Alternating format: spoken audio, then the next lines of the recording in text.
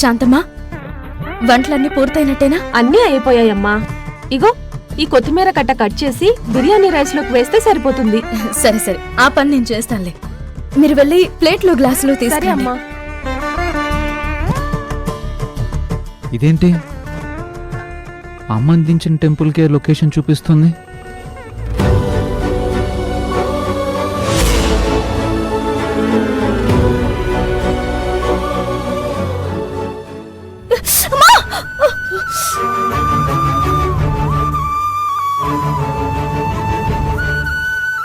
అయ్యో ఏమైందమ్మా?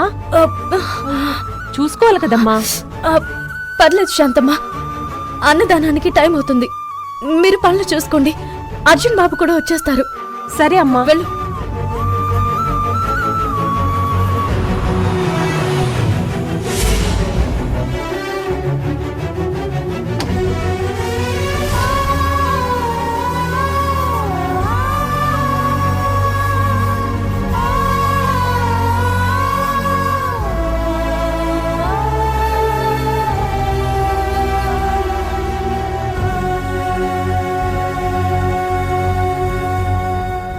కావేరి, అర్జున్ బాబు వచ్చేసారా?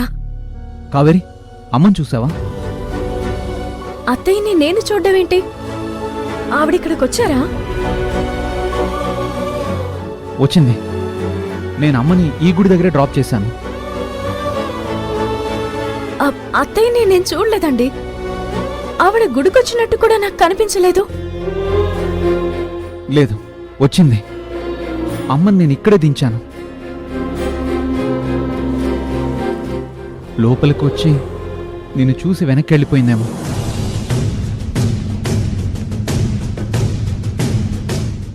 అర్జున్ బాబు, ఇంతేనా మీరు అత్తయ్యని అర్థం చేసుకుంది? ఆవిడ ఎప్పటికీ అలా వెళ్ళరు. లేదు కావేరి, తన మాట వినలేదని అమ్మ నా మీద చాలా కోపంగా ఉంది. అందుకే గుళ్ళోకి రాకుండా వెళ్ళిపోయి ఉంటుంది. అర్జున్ బాబు, బాధపడకండి. ఒకవేళ అత్తయ్యకి మన మీద కోపం వచ్చినా ఆవిడ మీకు అమ్మ, నాకు అత్తమ్మ. ఇప్పుడు మనం ఆలోచించాల్సింది అత్తయ్య మనల్ని చూసి వెళ్ళిపోయిందని కాదు, అత్తయ్య బర్త్డే సెలబ్రేషన్స్ ఎంత గొప్పగా చేయాలా అని.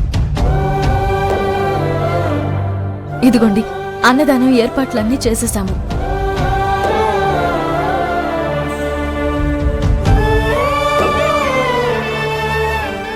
ఈ రోజు విశేషం ఏంటి బాబు?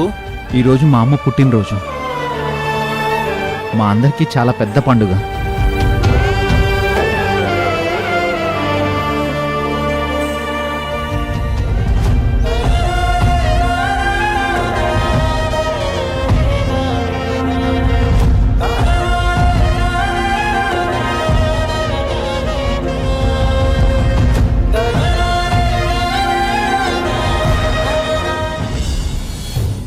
అలాగేనండి, తప్పకుండా. నేను మళ్ళీ చేస్తాను.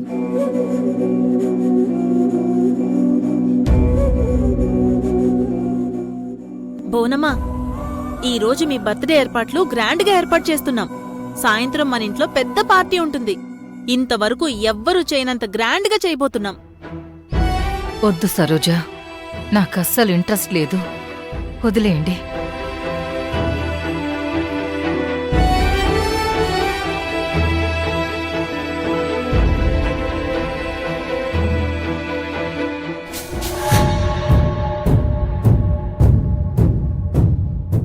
ఈ బర్త్డే పార్టీ గ్రాండ్గా చేస్తే భువనమ్మకి మా మీద మంచి అభిప్రాయం కలుగుతుందనుకున్నానే.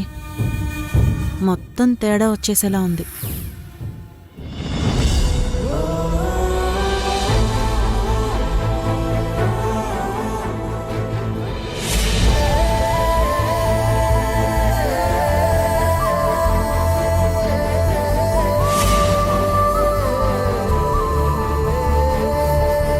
అత్తలని రాచి రంపాన పెట్టి కోడళ్లున్న ఈ రోజుల్లో తన అత్త నిండు నూరేళ్లు సుఖంగా ఉండాలని ఒక కోడలు పూజ జరిపిస్తోంది, అన్నదానమూ జరిపిస్తోంది.